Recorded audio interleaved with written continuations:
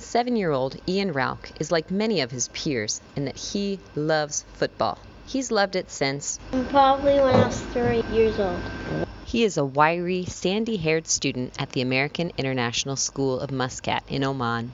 His parents have taught at the school since the year he was born, and maybe to say he loves football is not quite correct. Like all boys here, he lives for football. They play it in the morning, at lunch, in PE, after school, after dinner, in the boiling hot temperatures we enjoy here in the Middle East. Last year, Ian was desperate to join the Muscat Community Football League. But, and this is his mom, grade 5 teacher Kelly Rauch, there was a problem. Well, over the years, he's been anxiously waiting till he got into first grade and thought he'd be able to play. And that year, they changed the age cutoff, and he had to wait another year, and that was really disappointing for him and kind of our whole family. And here he is in his own words. That's really sad. I bet. Why were you really looking forward to playing? Because my sister played and all my other friends started playing. Finally, this past year, he was able to play. He could make the change from being a little sibling, having to watch his big sister Marn, who is a grade 6 student here at Tazem, play, and into a player in his own right. I asked him how he felt before his first practice. He said he was excited. Here's his mom reflecting on his first day.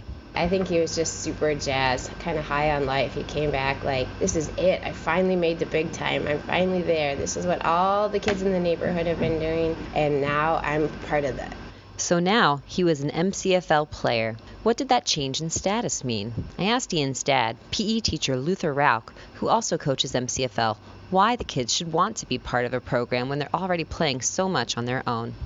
To have fun, to be with their teammates, to get better, to learn things, kind of in an organized way, to give a little bit of guidance and learn a little bit about playing as a team and helping them, put them in situations where they can learn really good characteristic traits of teamwork and perseverance. Ian mentions these characteristics as he remembers his first practice. He doesn't recollect footwork or shooting, but this.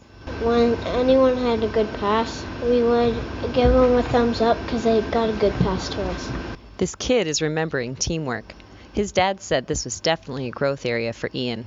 Ian's a really competitive person, and so in the last couple of years, watching him play any type of game or sport or activity, card game for that matter, he'd get really emotional and really competitive if things didn't go his way, and he wouldn't really know how to respond. So I think this year in MCFL, I think has really helped him to kind of rein in his emotions and his behaviors.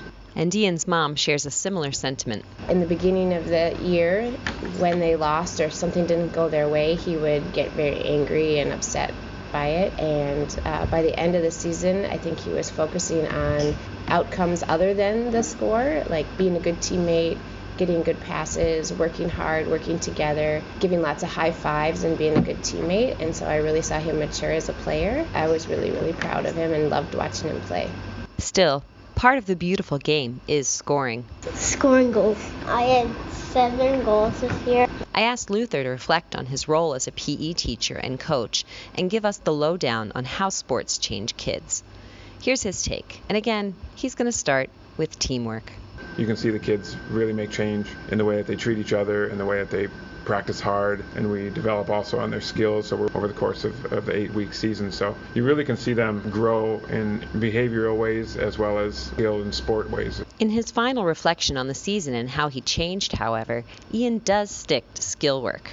At the beginning of the season, kept on getting kicked in the leg or kicking people's legs, and now I don't, and I just steal the ball.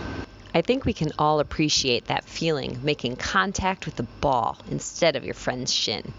But favorite memory from the season? For Ian, it was probably from Noah. He was taking the corner, and so I headed it onto the crossbar and went right over the line. And then the ref called the goal. We grown-ups sometimes approach learning a new skill or being placed in a new group with apprehension. Will we handle the change all right? Maybe, though. Instead, we should approach such changes like Ian and his fellow MCFL footballers do, as an opportunity we're desperate and grateful for. After all, we will make solid contact with the ball, eventually.